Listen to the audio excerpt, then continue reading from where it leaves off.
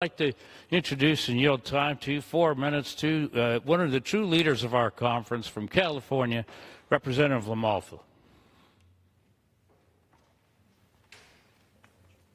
Well, I want to thank my colleague, Mr. Dunn, from Florida here for leading us in this special order tonight and making us this opportunity to talk about a very important aspect of our jobs together as it affects our different regions and our states across the country. So it's an important opportunity to highlight in my own district our critical need for disaster funding in California, as well as the success stories we've had in the past, but also the needs of my colleagues in the southern states, and now, unfortunately, too, in the Midwest, my colleagues from Nebraska.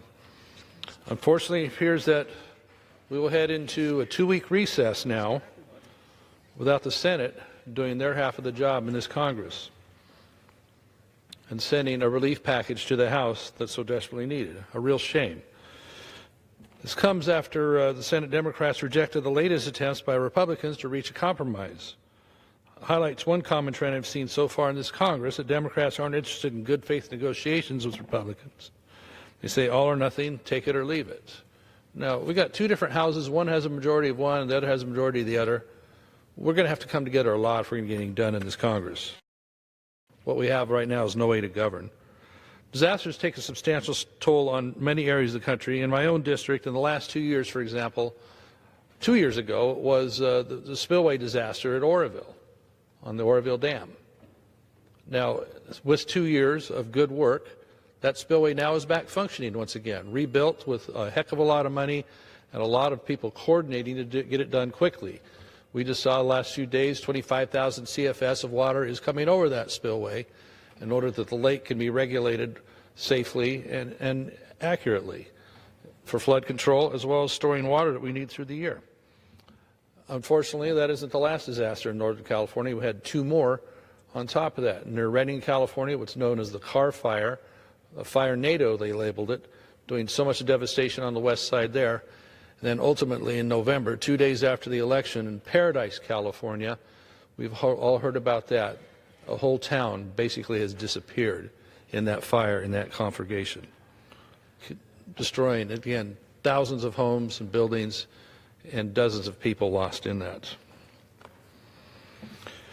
The Camp Fire and the areas around it, Concal, Magalia, they'll be recovering for quite some time. Thankfully, we've had help, and we are thankful for that. We're thankful for the funding for the Oroville Dam spillway. We're thankful for the help initially here for the Car Fire in Redding and in the Camp Fire in Paradise. But for all the combined disasters we're looking at, Mr. Scott in Georgia, who still needs help, and my other colleagues, we have to have a stable flow into the coffers for our disaster relief that's so desperately needed all over the country.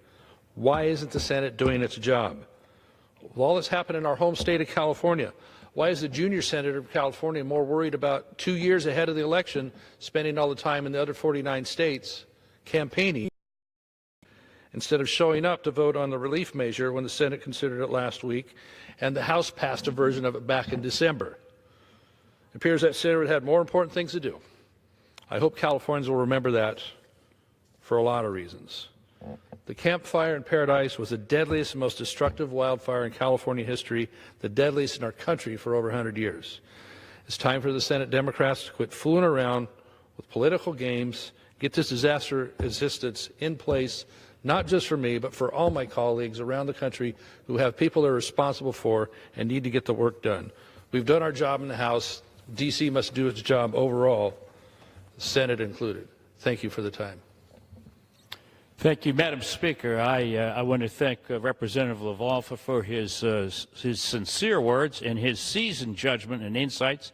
Let us hope that those words